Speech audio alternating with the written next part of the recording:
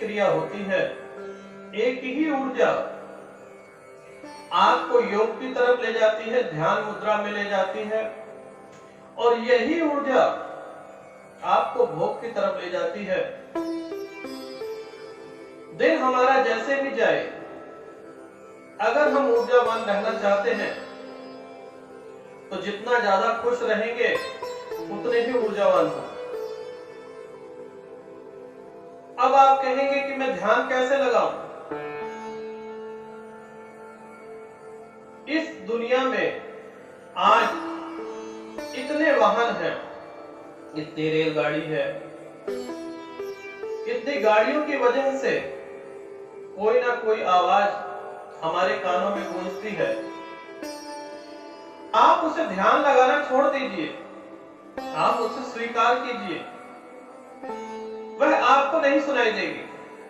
आप अपने मन में सोचते हैं कि जिसने यह भोपू बजाया, सायरन बजाया, रेलवे ट्रैक पे गाड़ियां चल रही हैं, तो वह उनका काम है, वह तो उसी रफ्तार में ही चलेंगी। संसार कैसे आगे बढ़ेगा?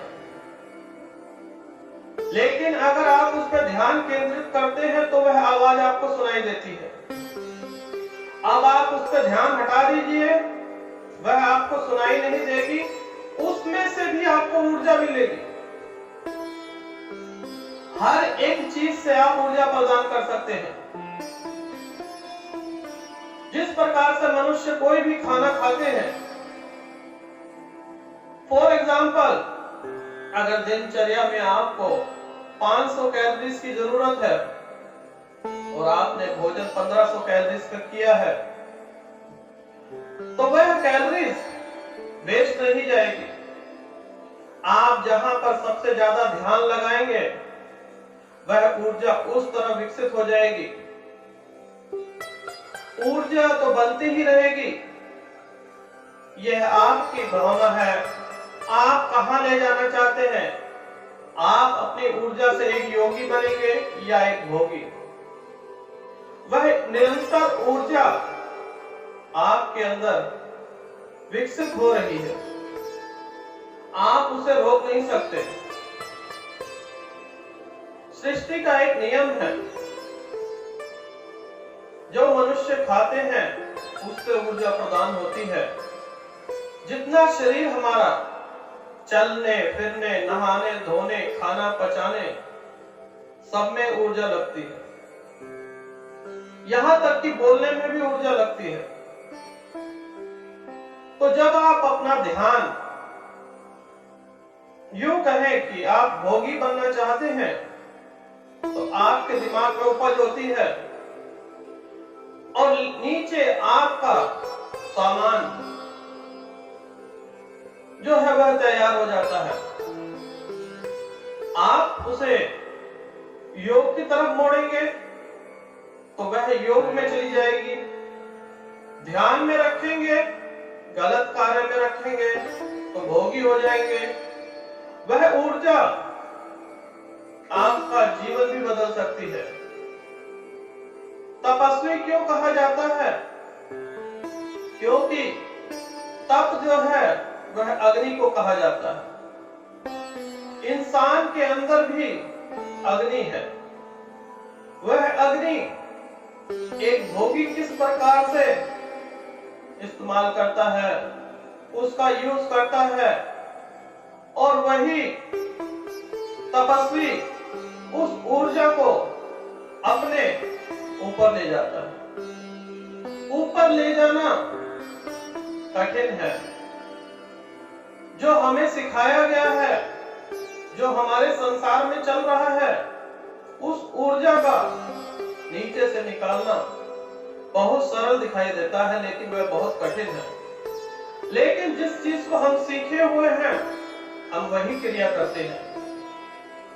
हम झूठ मूठ के, क्षण भर के भोग को ही अपना आनंद मान लेते हैं। इससे ऊपर भी आनंद नहीं, परम आनंद है।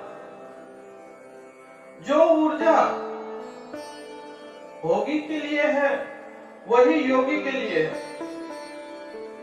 योग साधन से जो ऊर्जा आपने दिमाग में सोचा, गलत विचार लाए, तो वह ऊर्जा नीचे डायरेक्शन दे दिया कि तैयार हो जाए।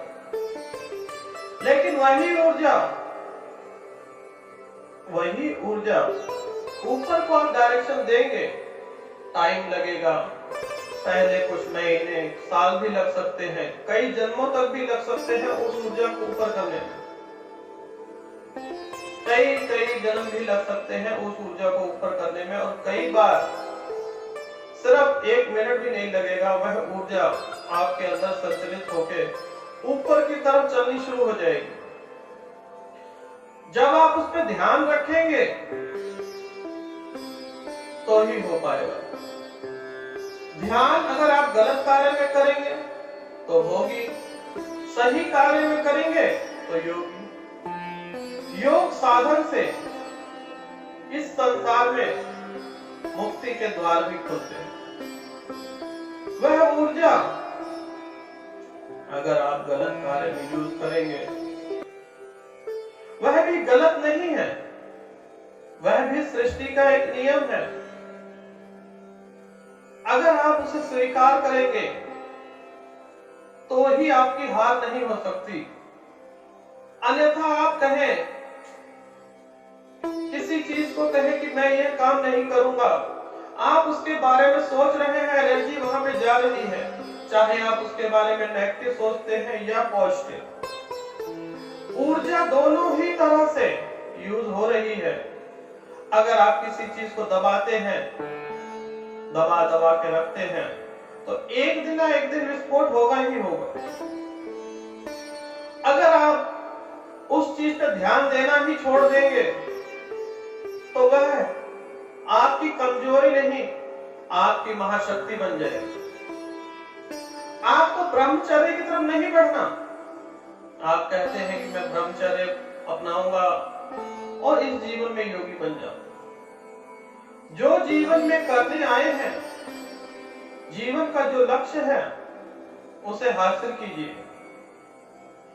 उसके उपरांत सोचिए कि योग साधना में कैसे बैठा जाता है।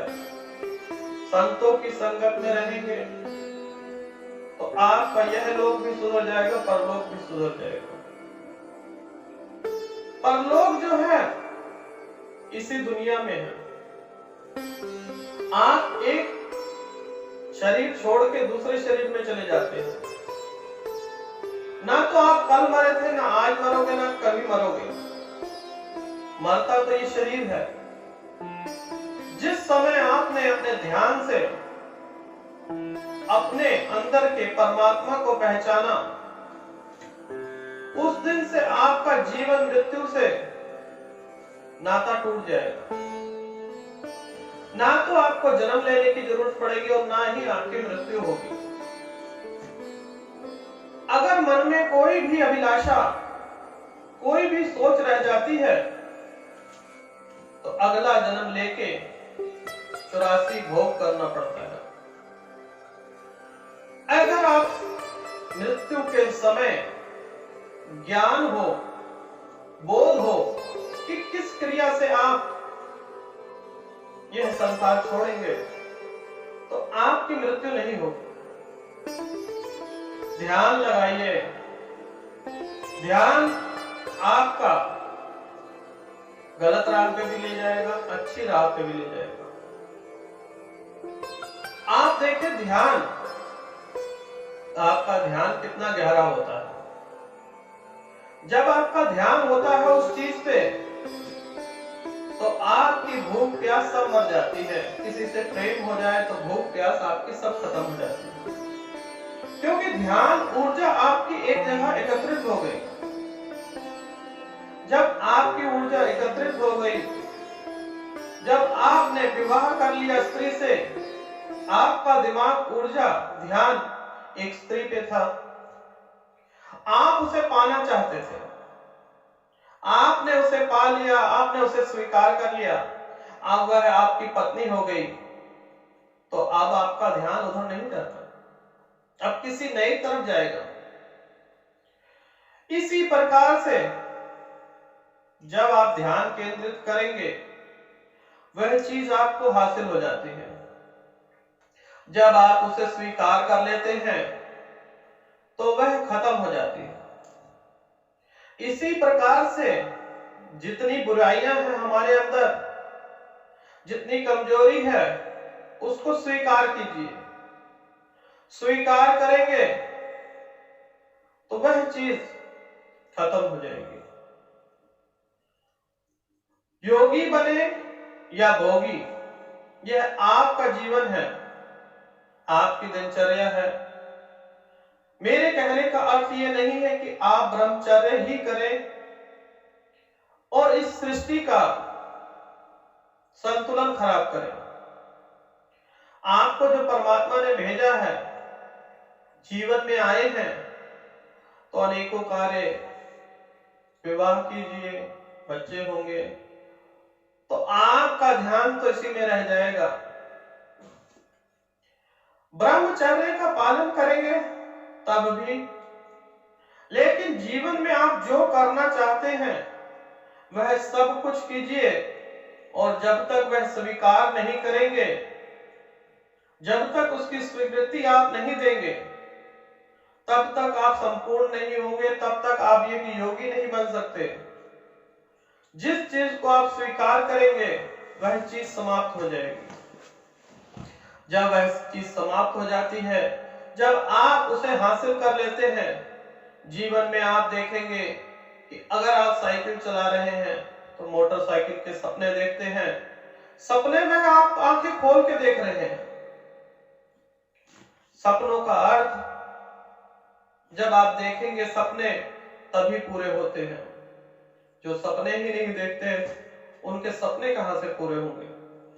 सपनों में एक ऊर्जा आ जाती है, दिन रात जाग के जो सपने देखते हैं, जिसमें ऊर्जा आ जाती है, वह सपने आपके जल्दी ही पूरे हो जाते हैं।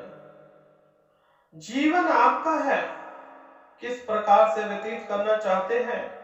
एक योग साधक इस जीवन में अपने पुराने जन्मों के जितने दुख हैं, जितने पाप हैं, वह भी काट सकता है। यह जीवन बहुमूल्य है।